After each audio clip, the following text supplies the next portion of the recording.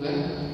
Itu Soekarno menempatkan ketuhanan di pantat itu di 1 Juni, ya kan? Ini berbeda dengan Piagam Jakarta ditempatkan di kepala.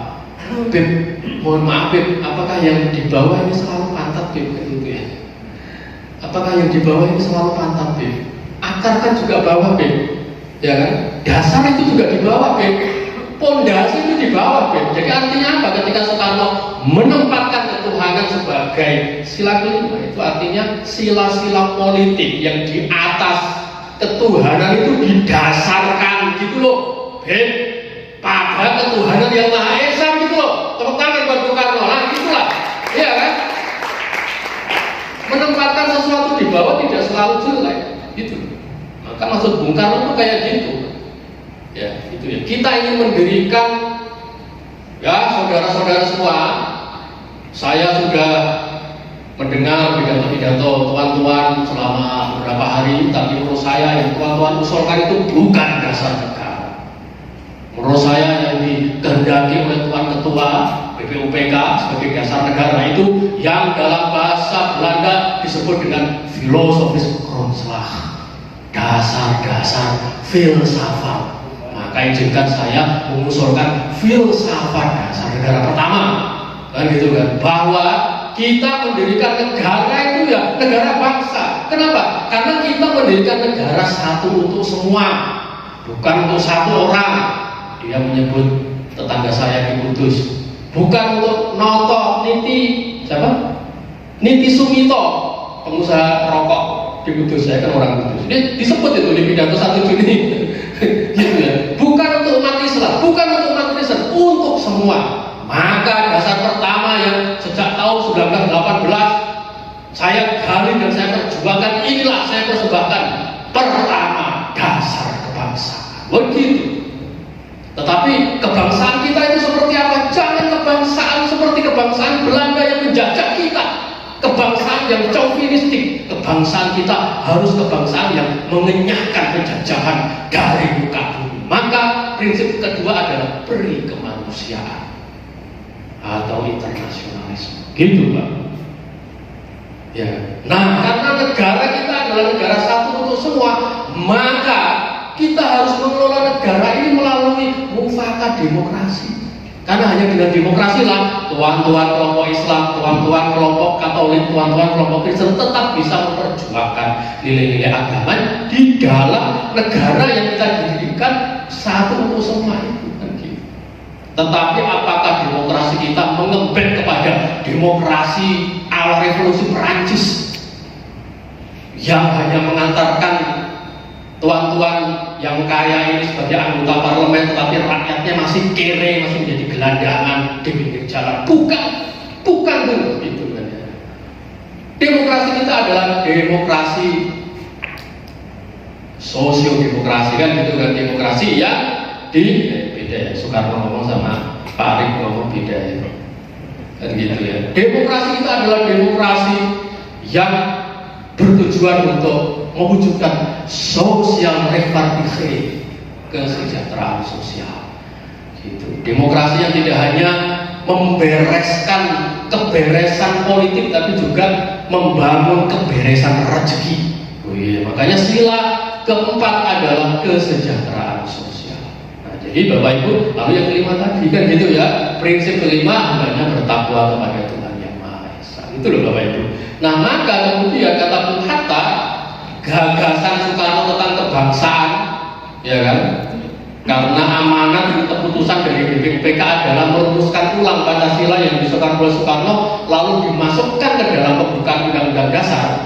Lah, mosok semua pidato Soekarno mau dimasukkan ke dalam pembukaan Undang-Undang Dasar kan tidak bisa kan? Maka diwakililah gagasan-gagasan itu dalam kalimat-kalimat pendek. Kata Bung Hatta, maka itu kan gagasan Soekarno tentang kebangsaan diredaksikan di dalam legal drafting pembukaan Undang-Undang Dasar menjadi apa Pak? Mas? Gagasan kebangsaan menjadi apa? Persatuan Indonesia. Tapi kata Bung Hatta, sebenarnya redaksi kalau menurut saya gitu ya. Ini kata Bung Hatta gitu, di dalam buku beliau Pengertian Pancasila. Sebenarnya kalau menurut saya redaksi Persatuan Indonesia itu mengkerdilkan gagasan kebangsaan Indonesia Bung Karno. Karena kebangsaan itu lebih luas dari sekedar urusan persatuan Indonesia. Tetapi pada saat itu karena pemerintah Jepang ingin memecah belah Indonesia menjadi 4 negara bagian, gitu kata Bung Hatta, maka ya redaksi yang paling mewakili gagasan kebangsaan adalah persatuan Indonesia, untuk menegaskan bahwa Indonesia adalah negara kesatuan yang tidak bisa dibelah-belah oleh pemerintahan Jepang, gitu Pak. Itu argumentasi Bung Hatta seperti itu, menjelaskan proses rapat panitia 9 itu Bapak Ibu. Gagasan tata dunia yang berberi kemanusiaan diredaksikan oleh panitia 9 menjadi apa? Kemanusiaan yang adil dan beradab. Gagasan demokrasi permusyawaratan perwakilan diredaksikan oleh panitia 9 menjadi kerakyatan yang dipimpin oleh hikmat kebijaksanaan dalam permusyawaratan perwakilan. Kalau Bapak Ibu jadi pejabat, kalau tidak bisa melafatkan sila keempat ini dengan benar akan dibully, ya Pak. Banyak kan ya? Itu. Nah, redaksi kerakyatan yang dipimpin oleh hikmat kebijaksanaan dalam permusyawaratan perwakilan ini, redaksinya, kalimatnya adalah sumbangan dari Haji Agus Salim, Bapak Ibu, ya, yang merupakan anggota panitia 9, berdasarkan peribahasa Arab Roksul Hikmah Al-Masyurah.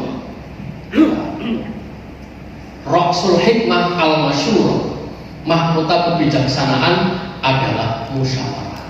Nah itu Pak. Nah, makanya ada hikmah, ada musyawarah, ya kan? Tapi gagasan kerakyatannya ya sesuai dengan yang diusulkan oleh Soekarno itu, demokrasi perwakilan permusyawaratan, gitu Pak.